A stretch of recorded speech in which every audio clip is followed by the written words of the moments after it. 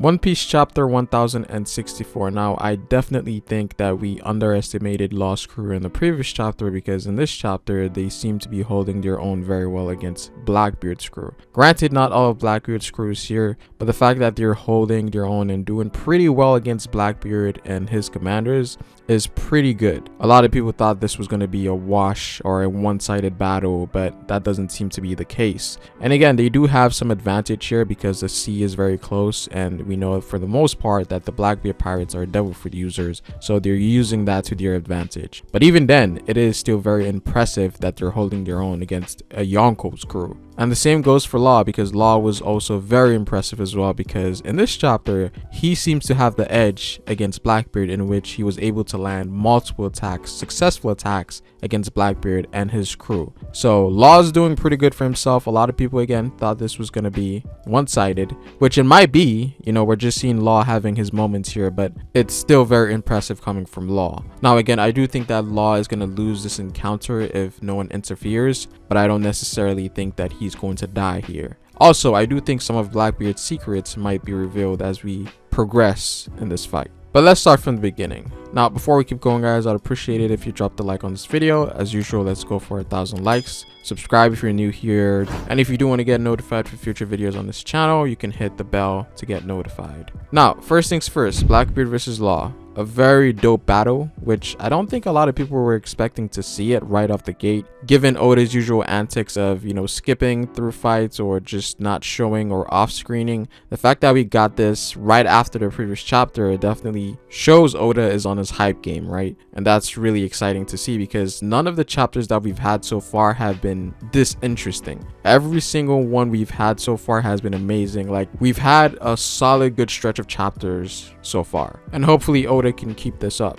And again, this is the final saga, so this kind of stuff is to be expected. But yeah, seeing Law and Blackbeard fight here is amazing. Like, this is almost like a fanfic, right? We've always imagined situations of people fighting, but now we're actually getting it in the story live on panels, so that's great. Now, when it comes to the fight itself, as I mentioned earlier, Law seems to have the edge. And in this chapter, we come to see several things with Law's abilities, and abilities that he has used before, as well as abilities that he successfully landed on Blackbeard. Now, one thing that is sort of new here is that Law in his awakened room is able to put rooms on other people and affect them without being in the room itself. Now, we kind of saw that with Big Mom with Re-Room, but in this case here, Law is just using a regular room and he's using it remotely, meaning that he's not in the room itself. And that's really, really broken when you think about it, because now he can actually put his room somewhere else and affect you in that room. He doesn't need to be in the same vicinity as you anymore.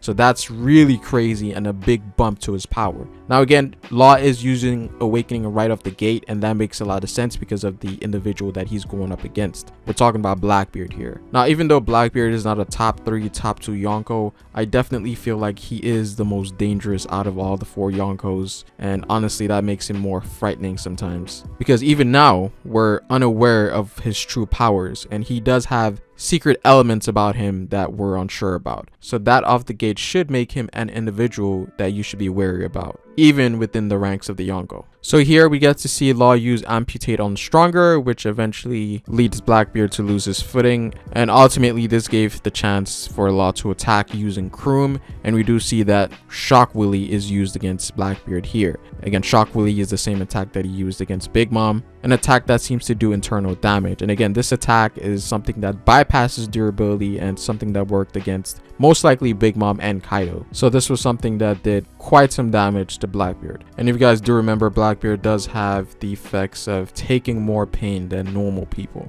Now, it's not double damage or double pain, and this is actually a huge misconception in the community where a lot of people think it's double damage, but in reality he just mentioned that he takes in more pain than usual. Now, we don't know the multiplier, but we know he takes a lot of pain. And so of course here, Law's attack does amplify the pain even more. And again, we've always known Blackbeard to be a very durable, and not only that, he has a lot of endurance, sort of like Luffy. So this was an attack that he was able to recover from. Now we do also see more proficiency in Blackbeard's use of the Gurugura, in which he's able to use it more accurately now. Again, it's been 2 years since he got that Devil Fruit, so it makes a lot of sense that he's more efficient with it, considering that it's a very destructive ability, so he has to watch out on every attack that he does. And here he does use it on the hard pirates in a more precise way, where he didn't really affect the environment as much, but more so the individuals on the island. So we're seeing that his proficiency is way better. Now, as he was about to fall,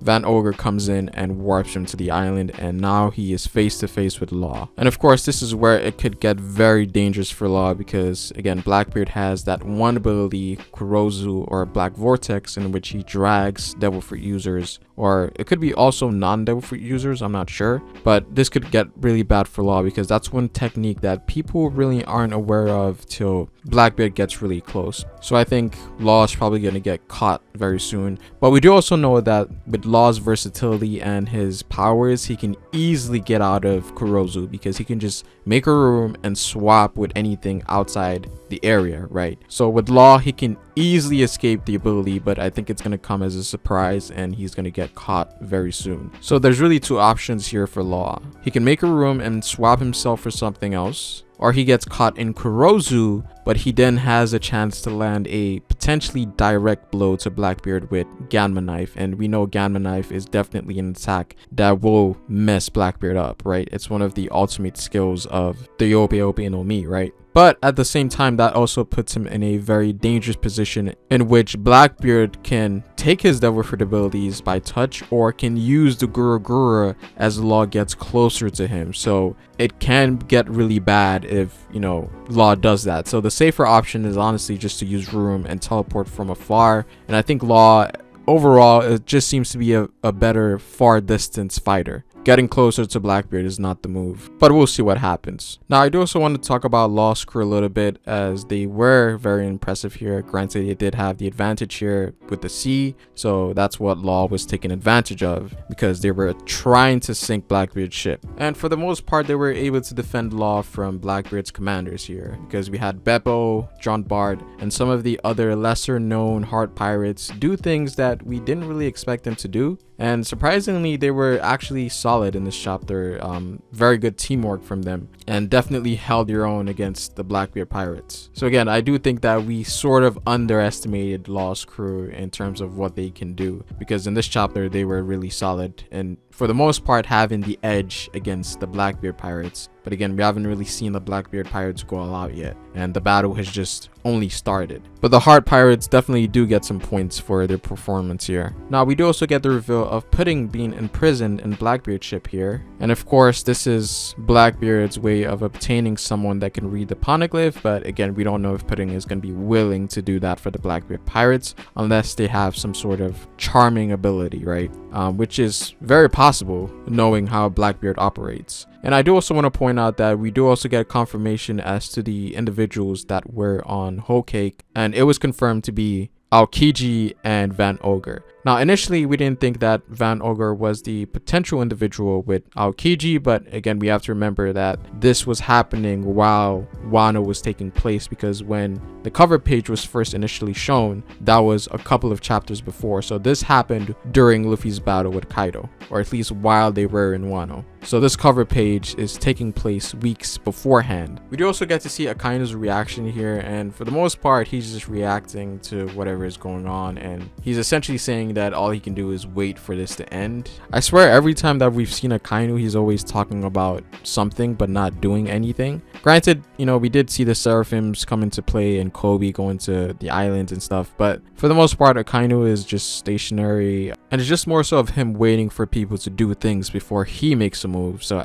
which is not a bad idea, but it's also not a good idea, because you're not taking the chance, because if you wait for people to do something, you might not get anything in return. If you're playing like that, you have to be really smart. Now, I do understand that Akainu is Fleet Admiral and he can't really leave his position and thus cannot do anything, but I do think that he needs to definitely mobilize some individuals, maybe the admirals, or, you know, at least someone to spy or at least get ready for a counterattack. And again, we do know that the world is going crazy right now. We have the stuff with the seraphims, we have pirates emerging, Mihawk aiming for the Marines, Crocodile making his moves. There's a lot of things going on now since the warlord system has got abolished, and we have 2 Yonkos that have lost their position. So there's an influx of pirates coming out of nowhere trying to gain power. So I see exactly what Akainu was saying, and that's precisely why the seraphims are coming into play. But at the same time, we're seeing that the world government wants to get rid of Vegapunk,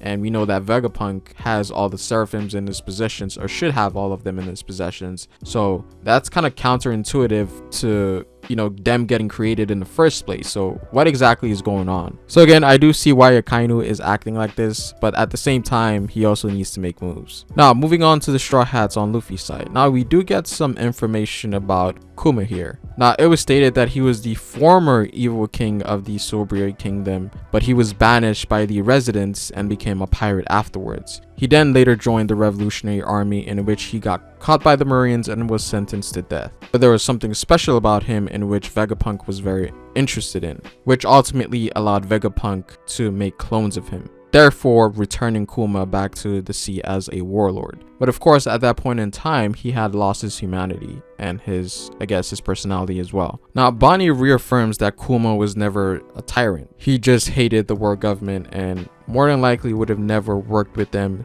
and thus leads her to the assumption that they must have forced him in some way, shape, or form. So again, there seems to be a lot in terms of Kuma's story that we're not aware of yet. And again, it was also mentioned that he willingly chose to become a clone or become Vegapunk's experiment. Now, whether that's true, we're not sure. And it doesn't seem like Bonnie has the full story yet as to what happened or what truly happened to him, so she's going to Vegapunk to find answers there. Now, Bonnie does also mention that Kuma told her that he was a part of some special race. Now again, when it comes to special races in One Piece, we know that there's 3 that are almost extinct now, which are the Lunarians, and then there's one more that Big Mom talked about, and Kuma might be a part of this special race. Now, as to what their powers are, we don't know, but it is something that the world government might take an interest in, because this race was supposedly lost in time. So Kuma might be a part of that race, right? Which by default makes Bonnie also a part of his kind, but Bonnie might be adopted, we don't know. But this is definitely interesting for sure. And everything is starting to make a lot of sense now, given the reveal that we get at the end of the chapter, right? Which I will get to. Now, we move on to the other Straw Hat side of things, and they seem to be heading towards Vegapunk's lab. Now, interestingly, Punk 2 seems to be more level-headed now, which is surprising given what she wanted to do in the previous chapters, right? So I guess Shaka seems to have a very authoritative command over the other punks because he's the #1 clone, so they respect him possibly. But even then, Zoro is very cautious of her, to the point where he chose to stay back with Brook in case they tried to do anything to the ship. So we have Robin, Usopp, Nami, Frankie, and of course Sanji going into Vegapunk's lab. And of course, just like the other Straw Hats with Bonnie, they also got new getups. Now, I've got to say that Robin's getup is crazy. Now, at the end of the chapter, we get a crazy reveal in which Shaka, Punk 1, is talking to a certain individual. And Shaka tells this individual that he might die very soon. And it is revealed that Dragon is the individual that he's talking to here. So this in of itself confirms a lot of things, because a lot of people have always speculated Vegapunk being in cahoots with the Revolutionary Army. Now, it might just be the case where it is just Shaka specifically that's in correlation with the Revolutionary Army and not the other punks. And I think the reason that he's saying that he might die soon might not necessarily be pertaining to like some sort of disease that he has, but more so that he realized that the world government is coming after him, right? And perhaps because of a certain information that he found out pertaining to perhaps Lucia, because for the world government to essentially take out their most essential business partner is insane. So something crazy must have happened for the world government to resort to this, because it doesn't make a lot of sense. And again, it seems that whatever happened at Lucia seems to be correlated. So I feel like with this reveal here with Dragon and Punk 1 or Shaka talking here is going to tie in a lot of the knots that we've had questions about. And it's almost coming full circle now as to why certain things happened, right? Like Kuma protecting the Sunny for 2 years straight, right? The fact that Kuma allowed himself to be programmed into doing that told me that Vegapunk wasn't this crazy person, right? But again, we come to find out that there's 6 different Vegapunks, not including the main one himself. So it makes a lot of sense that this Vegapunk in particular is the only one that's working with Dragon. But I will say that I definitely like where this is going. And what's crazy is that we haven't even got to the real Vegapunk. It makes you question as to where he is right now. But overall, this was a banger chapter. Definitely expecting much more things to happen. And hopefully Oda can keep, the hype going as it is, because this has honestly been a good stretch of chapters that we've had. I don't think we've had a bad chapter yet, or at least a boring one. Everything has just been amazing so far. But that is pretty much it for this video, guys. I'd appreciate it if you dropped a like on this video. Comment down below what you guys think. Hit the bell if you want to get notified for future content on this channel. Subscribe if you're new here. And follow me on Twitter at @FirstSpace if you do want to get connected to my socials. But it is Pharaoh, guys, and I will see you folks later. Peace.